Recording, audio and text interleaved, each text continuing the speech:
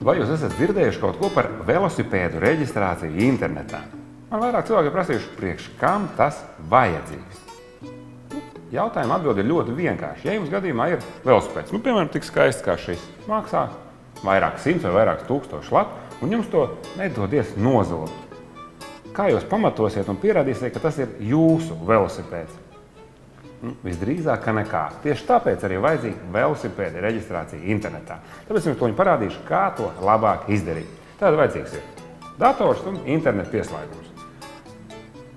Mums ir jāiet mājaslapā ecsdd.lv. Un tagad mums jāatrod velosipēdu reģistrācija.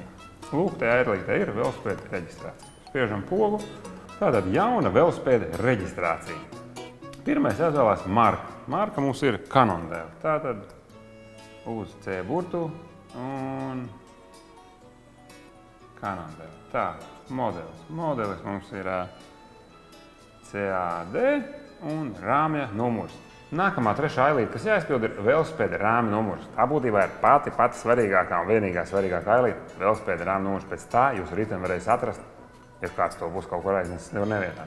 Tātad, kur atrast velosipēda rāmja numuru? Tāpat braucot ar riteni to ieraudzīt nevar, jo rāmja numurs parasti ir šeit apakšā zem pedāļu rumbas, iesists tādiem cipariņiem šeit rāmī.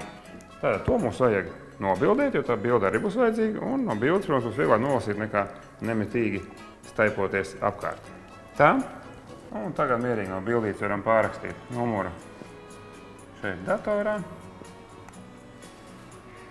Nākamais, kas jums nepieciešams, nolemt, vai jums ir vajadzīga reģistrācijas numura uzlīme.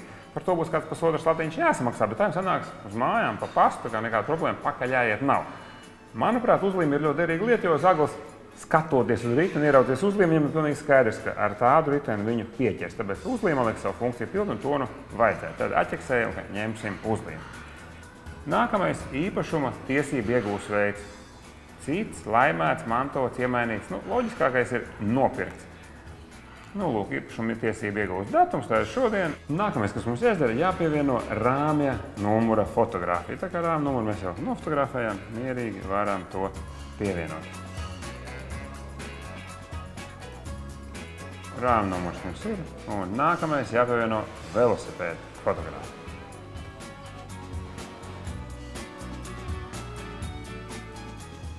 Lūk, tad esat piereģistrējuši savu velosipēdu, nobildējuši to, rāmja numuru nobildējuši, to visu piereģistrējuši un kārtībā. Jūsu ritenis tagad ir zināmā drošībā. Ja vēl saņemsiet pastu uzlīmi, uzlīmēsiet to uz rāmi, zaglis noteikti padomās un ņemt tieši šo riteni vai blakām tādu pašu, bet bez uzlīmes.